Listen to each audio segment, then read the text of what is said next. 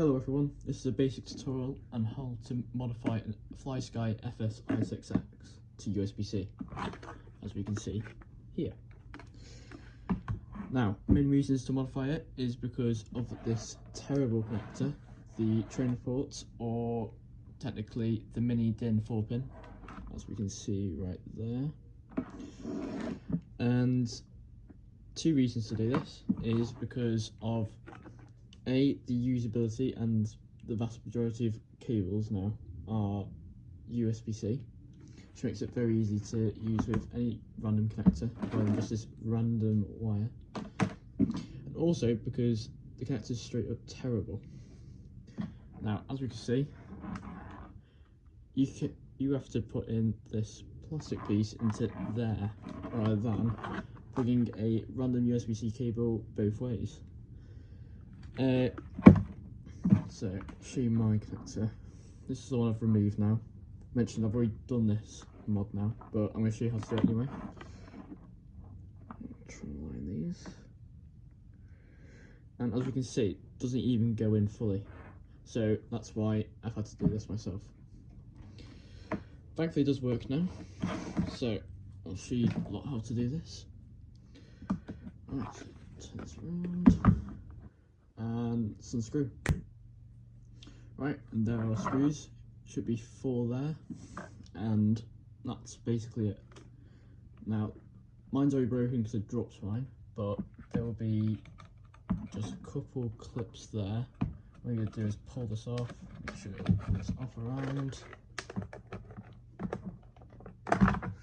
Right, there you go. That's your Flysky Fs i6x. Now, remember, I've already done this, but it should be pretty simple for you to do at home.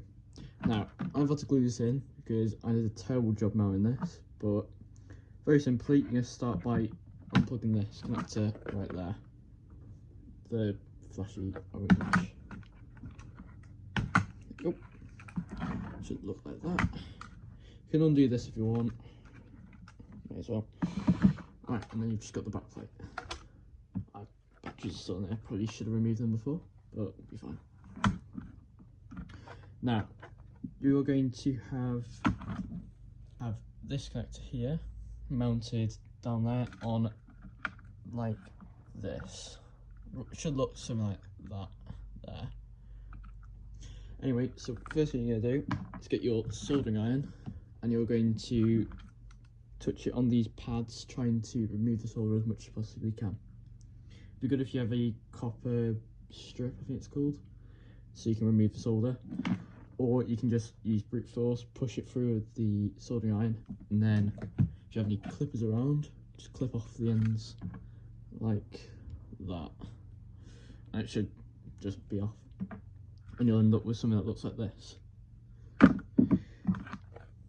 Pretty simple. Now onto the connector.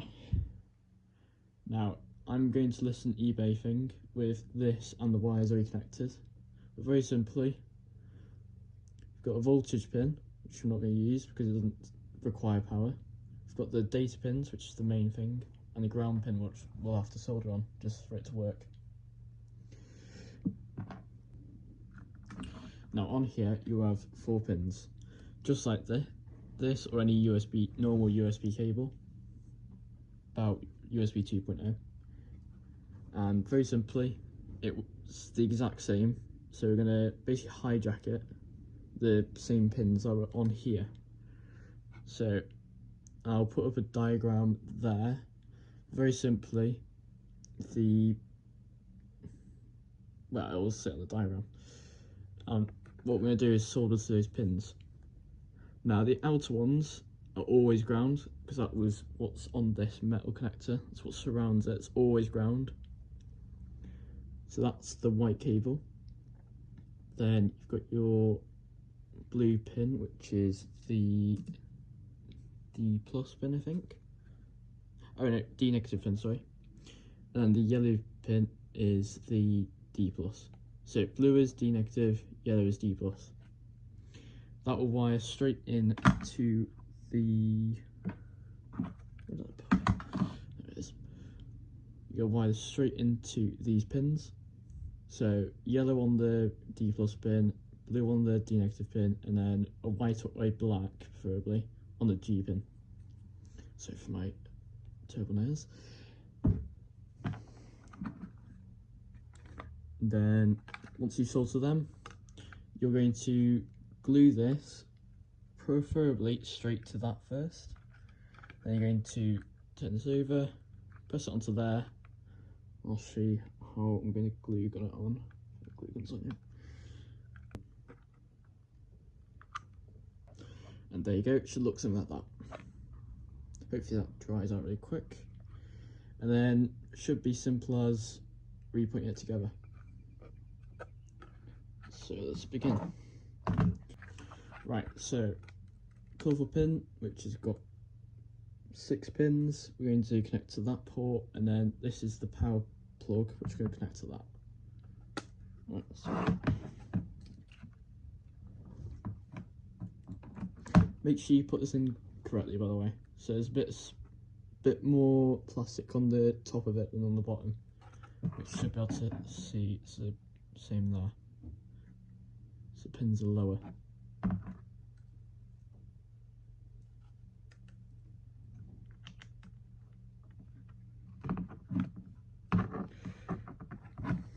Should hopefully hear a click or just tell, because it's pretty low in the port.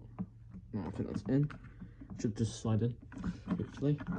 Don't put in too much pressure, you may break the port. And then it's a very simple connector. Very hard to mess up this one. See that and pop it.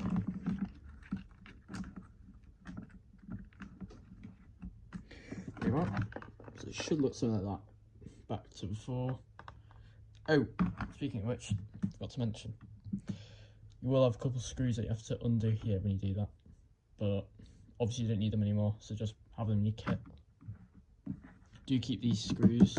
So. And then, right, you're going to just click it into place. There's some clicks everywhere. Make sure you don't break this.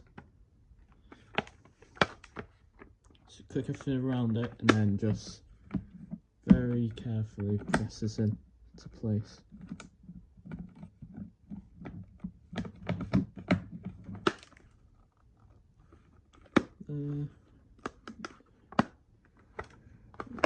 I think that's probably the best I'm going to get, but you should get it fully seated, hopefully.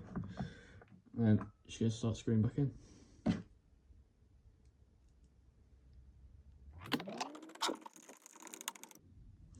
And there you go, that should be it.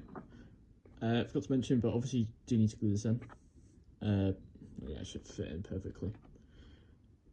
Yeah, that's about it. Keep it down, and it works perfectly. Hopefully for you as well. Right, I'm going to show you how I use it, and hopefully it works. Right, and this is the test.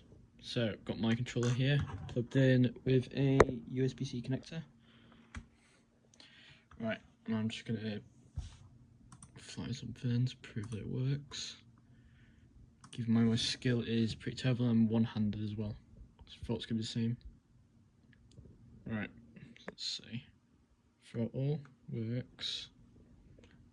Aileron, well, ailerons with a plane, but turning down, up, down. Alright. I'd say that works. What do you say so myself? Right, so thank you very much for watching. Hopefully this helps you out.